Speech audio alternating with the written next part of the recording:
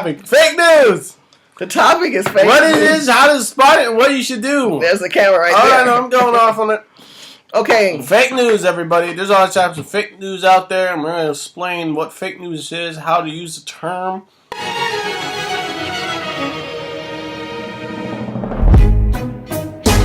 Boy, I'm telling you, God is my witness. That you gon' sit right here and listen till I'm finished. Cause you ain't got nowhere to go. Don't think I don't know that you ain't been telling the truth. Hi guys, this is Shirley Hussar and you're watching Shirley's World. Get away, get away. This is Hodge's brother too. The bald version. The bald version. When he sat down and thought about the Hodge brothers, I thought, oh my God, Hodge brother too. Topic. Okay, for those who don't know, they may not, who are you? I'm Billy Bob. No, I'm Kenneth Hussar, her son. Congratulations. Nice to meet you. Okay, go. Okay, so if you don't know, this is Shirley's World. Make sure that you guys have your handy dandy notebook. Why you keep doing that? Oh my God! You know what you look? I hated he cut his hair. This boy had hair. Topic. He had hair Topic. like this. And then you shaved it. Topic. This is Kenneth Hussar, coming at you live from California. What you doing them crazy eyes? Why you cut I'm your saying hair? the topic. Fake news. The topic is fake What it news. is, how to spot it, and what you should do. There's the camera right All there. right, no, I'm going off on it. Okay. Fake news, everybody. There's all types of fake news out there, and we're going to explain what fake news is, how to use the term, and what it ultimately means. Let's start out with the meaning first. Start out with my little explanation. Fake news is when somebody uses information and crucially skewers it to fit their political narrative. They leave out very crucial facts that can go against their narrative and paint a different picture. Narrative. And they use it against the person who they're looking to destroy and discredit. Like all terms, you should use it sparingly and when it is usable for the correct situation. If you throw a word around long enough, it will lose its power. So you need to use your power in specific situations so that that word gets more power because you give it credibility. Don't just call everything fake news. Now, what I mean by that, CNN, you can't just call them fake news. They have a lot of fake bullshit on their freaking channels. But calling them fake news means everything they cover is fake news.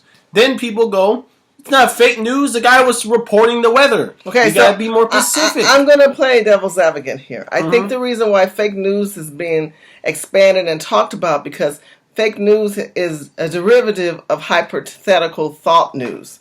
I gave you an example. We were practicing this in the car. So we're giving an example. John likes chocolate ice cream. So we're going to talk about John likes chocolate ice cream. And I would say, John likes chocolate ice cream.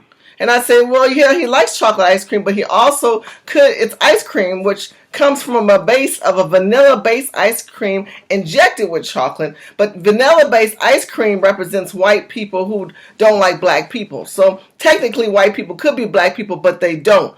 And so this is why ice cream is not good because it's vanilla and it's against the chocolate black people. What it means is that you're grabbing the subject and you're screwing it in some random location to make a theory, and then within the next sentence, make that theory fact and base more theories off of the theory.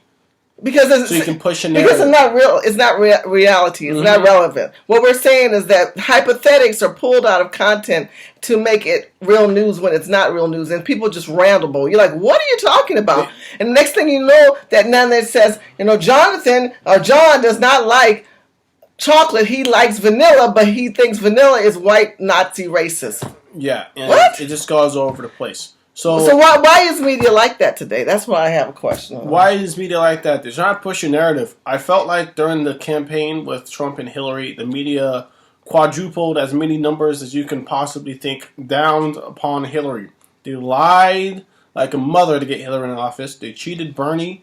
They pulled all the stops. They cheated Bernie. All the and the stops. DNC cheated Bernie again with the leadership. And that wasn't fake news. Back to the subject. The most important thing is that they pulled all the stops on Hillary. And when they lost, They're past the point of no return. They couldn't go back to their old ways. They got to keep pushing this narrative now. But they've always been that narrative. They've always taken news out of content. But not to this extreme. Now, well, I think they've got away with it. I think that they've always argued on hypothetical. I go back to Donahue, or I go back to certain Oprah shows or certain talk shows like Ricky Lake shows, and they'll start arguing on a subject matter, and then the hypothetics builds the hype to get people to believe in it. On a president as hard. Okay, going in on the president, but we're talking about fake news and hypothetical news that has become relevant news. Well, you were asking how did it come to this point where fake news is more prevalent. Right. And I'm saying that it's more prevalent from the past just because of how far down the rabbit hole they've gone, where now they are the rabbit hole.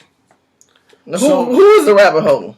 The politician or the lying and the cheating to get a narrative pushed and to get somebody in the office? You're talking about the media. Yes, the media. But I also believe that social media plays a part of that because people today have so much access to technology and being alerted about some new ideology or news or tweet, and then we're all on it like this, where before it wasn't that way. That's a whole other topic, which is about echo chambers, and everybody's in their own special glass box with all the rest of their glass box buddies, and we all have our glass boxes. What glass box is that?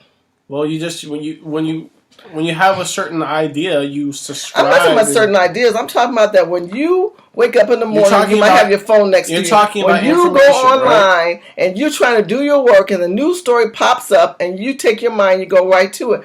News stories are now in your face. They're relevant like now. Everything is now. And how you mode. interpret that information is dependent upon the groups you listen to. But if the information... I'm sorry to cut you off, but if the information... Cutting off over and over again. She seriously does this a lot, people. Ladies and gentlemen, the cutoff queen coming at you live through the sound of kill yourself. Okay, what are you going to say? Can I finish? I'm not cutting you off. Go ahead.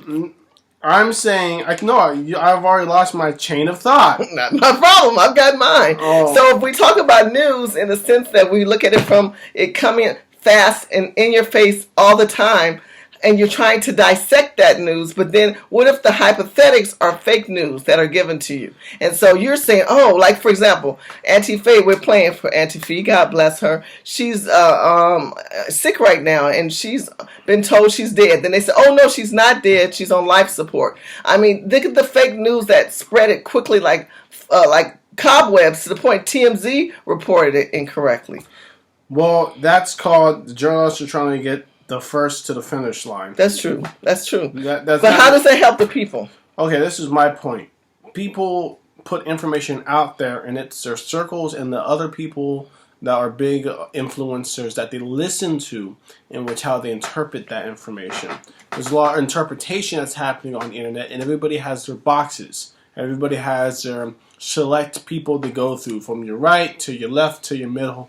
Everybody goes to these groups, and they listen to what they say and what they interpret the news. Ultimately, what this translates into is everybody has a glass box. Everybody listens to the information from the glass box. They interpret things from their glass box, and they have a little filter in the glass box. What will it take to balance that? What is it gonna? What happened to the point where people go, okay, this is real, or this is fake? It's going to be up to the people themselves to be seekers of truth and their own seekers of truth. That's a good one.